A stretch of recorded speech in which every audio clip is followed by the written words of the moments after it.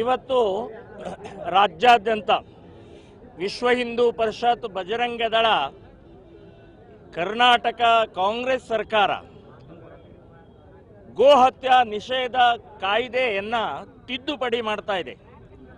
ಅದರ ವಿರುದ್ಧ ಇವತ್ತು ವಿಶ್ವ ಹಿಂದೂ ಪರಿಷತ್ ಬಜರಂಗ ದಳ ರಾಜ್ಯಾದ್ಯಂತ ಕರೆ ಕೊಟ್ಟಿದೆ. ಹುಬ್ಬಳ್ಳಿಯಲ್ಲಿ ನಾವು ಶ್ರೀರಾಮ ಸೇನೆ ಸಂಘಟನೆ ಅವರಿಗೆ ಬೆಂಬಲವನ್ನು ಸೂಚಿಸ್ತಾ ಇದ್ದೀವಿ.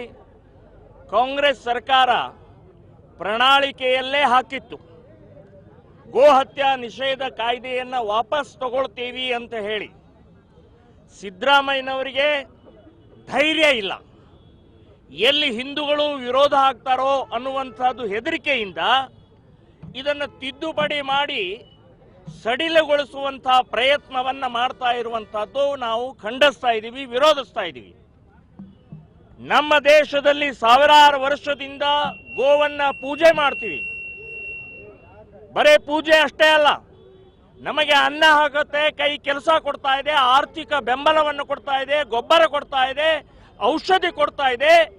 ಅದಕ್ಕೆ ಕಾಮಧೇನು ಅನ್ನುವಂಥ ಆ ಮಹಾಪ್ರಾಣಿಯನ್ನ, ತಾಯಿಯನ್ನ ಗೋಮಾತಾ ಅಂತ ಹೇಳಿ ಬಿಜೆಪಿ ಸರ್ಕಾರದವರು ಅದನ್ನ ಗೋಹತ್ಯಾ ನಿಷೇಧ ಕಾಯ್ದೆಯನ್ನು ಜಾರಿ ಮಾಡಿದ್ದನ್ನ ಕಾಂಗ್ರೆಸ್ ಸರ್ಕಾರ ಮುಸ್ಲಿಮರ ಓಟಿಗೋಸ್ಕರ, ಮುಸ್ಲಿಮರ ತುಷ್ಟೀಕರಣಗೋಸ್ಕರ, ಮುಸ್ಲಿಮರ ಒತ್ತಡದಿಂದ ಇವತ್ತು ಈ ಕಾಯ್ದೆಯನ್ನು ತಿದ್ದುಪಡಿ ಮಾಡ್ತಾ ಇರೋದು ಅಕ್ಷಮ್ಯ ಅಪರಾಧ.